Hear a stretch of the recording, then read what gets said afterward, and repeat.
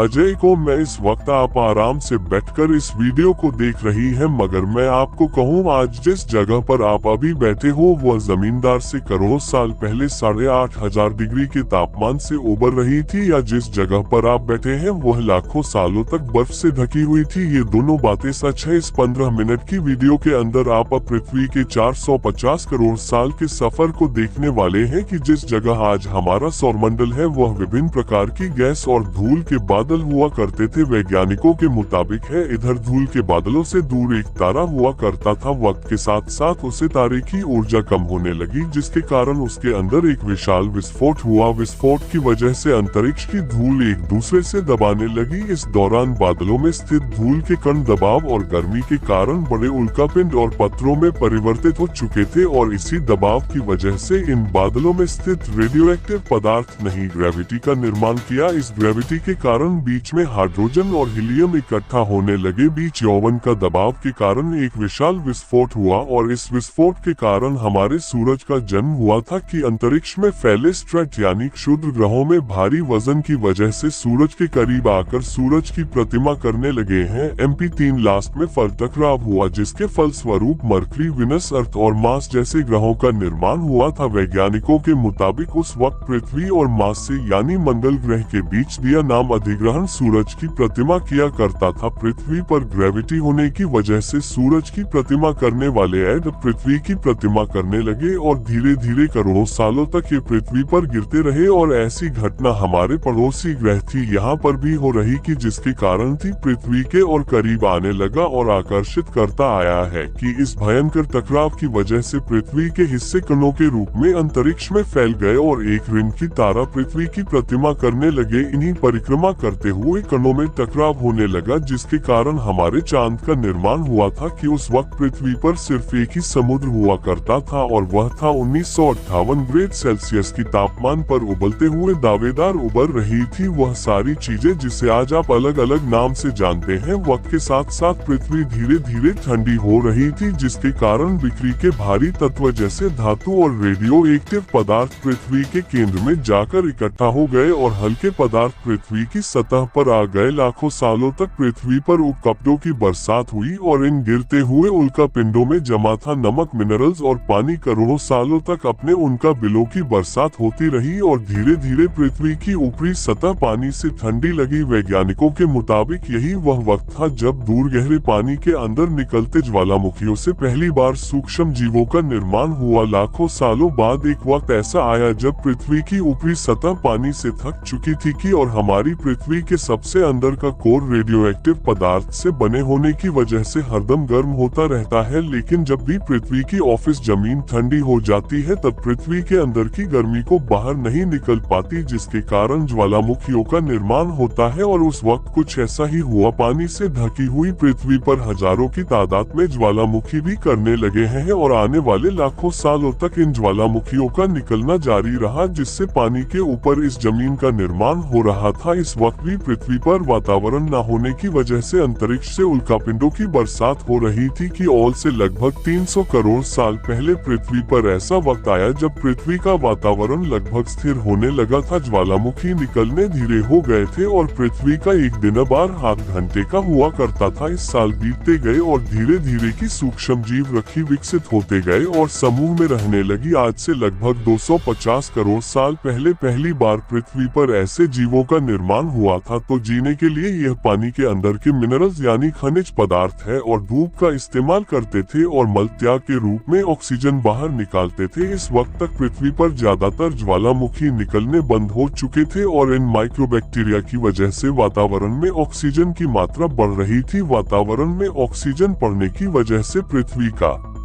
वायुमंडल बनना शुरू हुआ, और आने वाले हजारों सालों तक वातावरण में ऑक्सीजन की मात्रा बढ़ती रही, जिसकी वजह से पृथ्वी के ज्यादातर हिस्सों में ये सोच मिर्ची वो फैल गए। हजारों सालों बाद एक वक्त ऐसा आया जब पृथ्वी में ज्यादा ऑक्सीजन पड़ने के कारण ये सोच में जीवन मरण शुरू हो गए। उस वक्त तक पृथ्वी का वातावरण ठंडा होने के साथ साथ भजन से भी भर चुका साथ, जिसके कारण जमीन और वातावरण में स्थित आयरन यानी लोहे के मिनरल्स पानी में स्थित ऑप्शन से व्यक्ति होने लगे और एक वक्त ऐसा आया जब पृथ्वी की जमीन है आज के मांस के जैसे लाल हो चुकी थी। वक्त बीतने के साथ साथ धरती की टेक्टोनिक प्लेट में दरार होने लगी, जिसके कारण पृथ्वी के अंदर का अलावा जमीन की तरह कई लाखों सालों तक खुला उबलता रहा और यही वह कारण था जिसके कारण पृथ्वी के वातावरण में कार्बन डाइऑक्साइड की मात्रा बहुत बढ़ गई और पृथ्वी पर एसिड की वर्षा शुरू हो गई हो। इस विंड की वजह से पृथ्वी का तापमान घटने लगा और तापमान कितना घंटा कि पृथ्वी के ऊपर स्थित पानी बर्फ में परिवर्तित होने लगा। पृथ्वी पर पहली बार भयंकर आग से हराया। इस वक्त पूरी पृथ्वी की सफेद बर्फ से ढक चुकी थी। आमतौर पर जब धरती पर सूरज की किरणें गिरती हैं तब जमीन उन किरणों को सोख लेती है, मगर क्योंकि पूरी पृथ्वी बर्फ से ढूंढ चुकी थी और क्योंकि बर्फ सफेद और चमकीली होती है जिसके कारण सूरज की किरणें धरती पर गिरने के बाद वापस चली जाती थी, इसी कारण से पृथ्वी कई लाखों सालों तक बर्फ से ढकी हुई मगर फिर से पृथ्वी के अंदर स्थित गर्मी ज्वालामुखी के रूप में निकलना शुरू हो गई और ज्वालामुखियों से निकलने वाली गर्मी नहीं पर को फैलाना शुरू कर दिया है। किसी वीडियो पृथ्वी की गहराई में बच्चे कुछ सूक्ष्मजीव धीरे धीरे बदल रहे थे और अब वो ऑक्सीजन को अपने शरीर को बड़ा और जटिल बनाने के लिए इस्तेमाल करने लगे थे। इस बीच पानी में अलग से भी छोटे समुद्री पौधे निकलने शुरू हो चुके थे। वह जैसे जैसे ज्वालामुखी निकल रहे थे वैसे वैसे वातावरण में कार्बन डाइऑक्साइड की वजह से गर्म हो रहा था। वक्त के साथ साथ बर्फ पिघलने लगी मगर धरती पर फिर से एसिड की वर्षा शुरू हो गई जिसके कारण फिर पृथ्वी ठंडी होने लगी और फिर पृथ्वी की ज्यादातर तथा बर्फ से ढक गई। ऐसा बार बार कई हजारों सालों तक होता रहा और इसी कारण से अब समुद्री जीव धीरे धीरे वातावरण के हिसाब से विकसित हो रहे थे। इस बीच कई सारे जीव और समुद्री जंगल्स विलुप्त हो गए मगर जो बच गए वह धीरे धीरे पृथ्वी के बदलते तापमान के हिसाब से ढलते गए और हजारों सालों बाद समुद्री पेड़ पर की वजह से पूरी तरह से मरते या सूखे नहीं थे। अब सूक्ष्मजीव समुद्री लुट चुके थे कि जब फिर से ज्वालामुखियों में पृथ्वी की बर्फ को पिघलाने शुरू किया तब ये समुद्री पेड़ जल्दी विकसित होकर फैल गए। धीरे धीरे वातावरण में ऑक्सीजन की मात्रा बढ़ने लगी और पृथ्वी पर होने वाली एसिडिटी वर्ष बाद कम होने लगी। वातावरण में ऑक्सीजन आने की वजह से पृथ्वी की ओजोन लेयर मोटी होने लगी और आज से लगभग 47 करोड़ साल पहले पृथ्वी की ऊपरी सतह पर पहली बार बॉस नामक प्लांट उठना शुरू हुआ। वक्त के साथ साथ जमीन पर अलग अलग प्रकार के पौधे और पेड़ उठना शुरू हुए। एक वक्त ऐसा आया जब जमीन के पेड़ों की लंबाई लगभग 80 से 100 फीट जितनी या आज के 5 से 6 मंजिला बिल्डिंग जितनी ऊंची हो चुकी थी। यह वह वक्त था जब समुद्री जानवर समुद्र से बाहर निकल रहे थे तो कि पुलिस जमीनी जानवरों में परिवर्तित हो रहे थे कि गति की ज्यादातर जमीन एक जगह इकट्ठी हो चुकी थी जिसे आज हम पेंजिया महाद्वीप के नाम से जानते हैं। पृथ्वी का वातावरण और तापमान लगभग स्थिर हो चुका था और अब करीब 21 से 23 घंटे का दिन हुआ करता था। अब समुद्री जीव पानी से बाहर रहने लगे थे और वातावरण के हिसाब से उनके शरीर का रंग रूप बदल रहा था। धीरे धीरे ही जमीनी जानवर है डायनासोर में परिवर्तित हो गए। जिलाधीश ने पेड़ पौधे दिखाने शुरू कर दिए। उनका शरीर लंबा और विशाल रूप से विकसित होने लगा। उस गणेश शिकार किया करते थे, इसके कारण वे छोटे और तेज होते चले गए थे कि पृथ्वी की ऊपरी जमीन एक जगह इकट्ठी होने के कारण ज्यादातर जमीन रेगिस्तान और बंजर हो चुकी थी। ज्यादातर जंगल समुद्र के करीब हुआ करते थे जिसमें जानवर सोर्स रहा करते थे और से लगभग 20 करोड़ साल पहले पेंजिया महत्वपूर्ण टूटना शुरू हो गया। पेंजिया के विभाजित होने की वजह से पृथ्वी की ज्यादातर पूरी जमीन पानी के संपर्क में आने लगी जिसके फलस्वरूप को पृथ्वी पर हरियाली